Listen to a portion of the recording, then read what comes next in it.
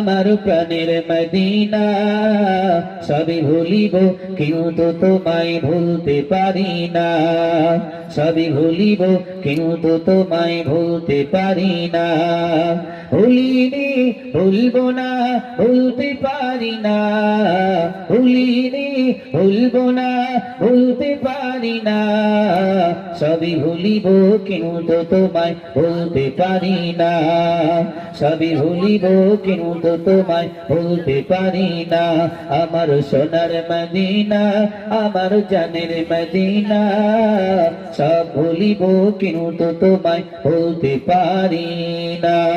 দুরূদ আল্লাহুম্মা সাল্লি আলা। ভালো লাগছে আরো জোরে জোরে। ওয়া আলা আলি। ও ভাইরা বাবাজিরা, এবারে নবী ইব্রাহিম আলাইহিস সালাম দাওয়াত পেলেন। আল্লাহ বললেন নবী ইব্রাহিম তুমি কাবা নির্মাণ করো। নবী ইব্রাহিম চলে এলেন কাবা নির্মাণ করার জন্য। সেখানে ইট ছিল না, সেখানে মেশিন ছিল না, যন্ত্রপাতি ছিল না। আল্লাহ নবী ইব্রাহিম আলাইহিস সালাম মহান আল্লাহকে বললেন, আল্লাহ এখানে সহযোগিতা বলে কেউ নাই, আমি আছি আর আমার শিশুপুত্র ইসমাইল, তার বয়স তখন 8 বছর। আল্লাহ বললেন নবী ইব্রাহিম তুমি দেরি করো না, আমি আল্লাহ তোমাকে আর তোমার শিশু বাচ্চা ইসমাইলকে দ্বারা এই কাবা শরীফ নির্মাণ করে নেব। জোরে বলুন সুবহানাল্লাহ। এ ভাইরা বাবাজিরা, আজকে সমাজের মধ্যে মসজিদ বানাতে গেলে কত রকম মানুষের প্রয়োজন হয়, কত মিস্ত্রি প্রয়োজন হয়, কত মেশিন যন্ত্রের প্রয়োজন হয়। না না না, মহান আল্লাহ ইব্রাহিম নবীকে বললেন, ও নবী ইব্রাহিম রে, মেশিনের প্রয়োজন নাই, লেবারের প্রয়োজন নাই, আমি আল্লাহ তোমার জন্য সব ব্যবস্থা বানিয়ে দেব। একটা ঢিবির জায়গা দেখলো, যে জায়গায় বসে বসে বসে বসে নবী ইসমাইল খেলাধুলো করতেন, ওই জায়গায় নবী ইব্রাহিম পাথর দিয়ে গাঁথাগাঁথি শুরু করে দিয়েছে। গাঁথতে গাঁথতে পাথর দিতে দিতে দিতে একটু উঁচু হয়ে গেল। নবী ইব্রাহিম হাত পাচ্ছেন না। আল্লাহকে ডেকে বলেন, আল্লাহ আমি নবী ইব্রাহিম তো হাত পাবার সম্ভব নয়। আল্লাহ বললেন, নবী ইব্রাহিম তোমার জন্য আমি আল্লাহ ব্যবস্থা রেখে দিয়েছি। একটি পাথর বানানো হলো, ওই পাথরটা দিয়ে বলল, হে নবী ইব্রাহিম তুমি পাথর উপর দাঁড়াবে আর মনে মনে মনস্থ করবে, যে জায়গায় তুমি গাঁথাগাঁথি প্রয়োজন হবে, যে জায়গায় তুমি যাওয়ার প্রয়োজন হবে, তুমি শুধু মনে করবে আমি আল্লাহ এই অবলা পাথরে এত শক্তি পাওয়ার দিয়ে দেব, তোমাকে চাগিয়ে চাগিয়ে চাগিয়ে চাগিয়ে ওই জায়গায় হাজির করবে। জোরে বলুন সুবহানাল্লাহ। বর্তমানে কত মেশিন দেখেছে, বর্তমানে কত পরিকল্পনা দেখেছি। মানুষ উপরে উঠতে গেলে হেলিকপ্টার কিংবা উড়োজাহাজ বিভিন্ন রকম পন্থা অবলম্বন করতে হয়। না না না, নবী ইব্রাহিম আলাইহিস সালামের জন্য আল্লাহ কোনো পন্থা অবলম্বন করাননি। শুধুমাত্র পাথর যারা যন্ত্র মেশিন ছিল না, তেল বা কোনো যন্ত্র দ্বারা পরিচালিত হলো না, শুধু আল্লাহ পাকের হুকুম হবে, হে নবী ইব্রাহিম তুমি দাঁড়িয়ে যাও।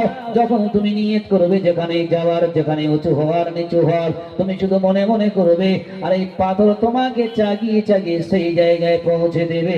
আর একবার জোরে জোরে বলুন সুবহানাল্লাহ। নবী ইব্রাহিম আলাইহিস সালাম পাথরে দাঁড়ালেন, আর পাথরে দাঁড়িয়ে দাঁড়িয়ে গাঁথাগাঁথি শুরু করে দিয়েছে। যখন পাথর তুললেন, পাথর যে জায়গায় নামাবেন সেই জায়গাতে পাথর চাগিয়ে নিয়ে যায়। ছোট্ট বাচ্চা ইসমাইল সঙ্গে পাথরগুলো বয়ে বয়ে তারা পিতার হাতে দিয়ে দেয়। পাথরের উপর উঠে দাঁড়িয়ে দাঁড়িয়ে কাবা শরীফ নির্মাণ হয়ে গেল।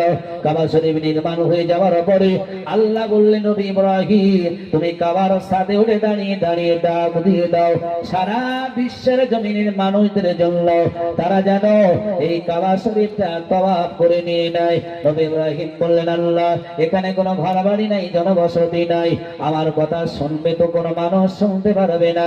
আল্লাহ আমি যদি কাবার সাথে দাঁড়িয়ে ডাক দেই কেউ তো শুনতে পাবে না। আল্লাহ বললেন, নবী ইব্রাহিম তুমি শুধু ডাকো, আর তোমার ডাকের আওয়াজটা বিশ্বের জমিনে পৌঁছে দেওয়ার দায়িত্ব আমি আল্লাহ আমার নিজের। জোরে বলুন সুবহানাল্লাহ। নবী ইব্রাহিম সেদিন দেখেছিলেন, আর ওই ডাকার আওয়াজে যারা লব্বাইক বলেছিলেন হাজির, আল্লাহ তাদেরকে আজও পর্যন্ত পৃথিবীর বুক থেকে বেছে খুঁটি নিয়ে তাদের ওই জায়গা হাজির করাবে। একবার জোরে বলুন সুবহানাল্লাহ।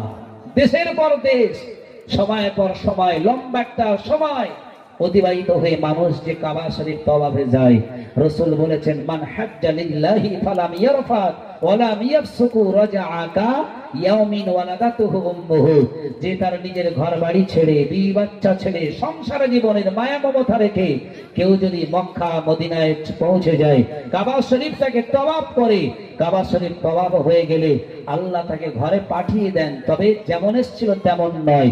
ওয়ালাদাতুহু উম্মুহু, যেদিন তার মা তাকে প্রসাব করেছিল নিষ্পাপ করে, তেমন নিষ্পাপ অবস্থায় তাকে আবার ঘরে পাঠিয়ে দেয়। জোরে বলবেন না সুবহানাল্লাহ।